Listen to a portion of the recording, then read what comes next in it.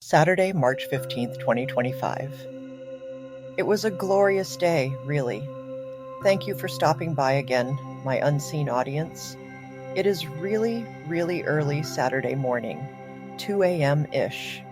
That means I have slept through most of the evening and will now be awake for most of the hours remaining until daylight. My world is quiet, as usual, and with the TV off, even much more so than usual. The rest of the world still struggles with doom and gloom, wars and rumors of wars.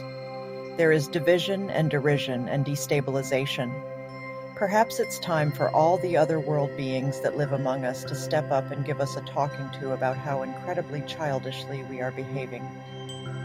I don't understand, probably because I am a Midwesterner who rarely wandered away from my small-town roots and belief systems, why it is that people fight over who has what and how they choose to use it, and why some have more and some have less, and how to make everything even, Stephen. It just doesn't make sense. Look at Mother Nature. There is no equal division of resources in nature. Some plants and animals have it easier than others.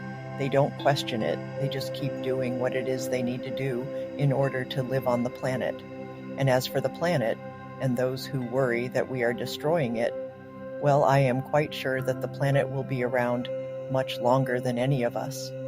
And by the way, nothing is meant to be forever except God.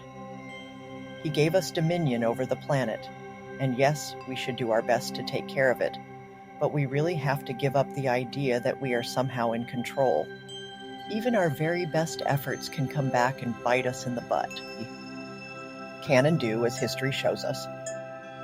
So, the planet will do what it does, and it behooves us, there's another word I love, to get on with being on this planet and loving our days and nights here. It doesn't mean that we have to save everybody and everything. In fact, it is beyond our meager abilities to do so. It just means we have to be a little less mean and a little more thoughtful. Simple things like taking a spider outside instead of killing it. Or allowing that. Sometimes you have to kill it because it's just too big and too scary to take outside. I usually feel bad after I make the latter decision. Those ethical dilemmas are going to fluster each of us at some point, and it's exactly because we have a choice that those decisions can sometimes create trouble. I might not choose what you would choose.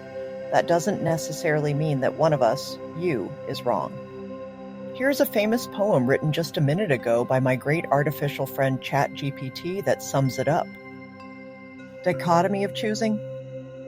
To choose is to declare preference. A moment of power poised in suspense.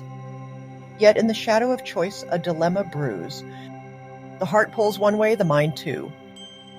Choosing brings clarity, but also strife. What one gains may also cut like a knife. Each path opens a door but closes another, and here begins the conflict and bother. A dilemma arises. What's right? What's fair? Which consequence is worth the wear? The weight of decision breeds confusion, and soon what was choice feels like illusion. Division grows from uncertainty's seed, splitting minds over want and need. In debate or doubt, derision takes hold, as factions form, both young and old. Thus, choosing becomes not freedom, but fight. A sharp edge dividing wrong from right. And in this split, as sides contend, choosing may sever more than it mends.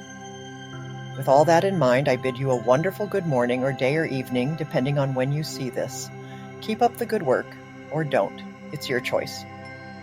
See you again soon, and please like and subscribe. I only need 994 more subscribers to start getting some monetization. Insert funny face icon here.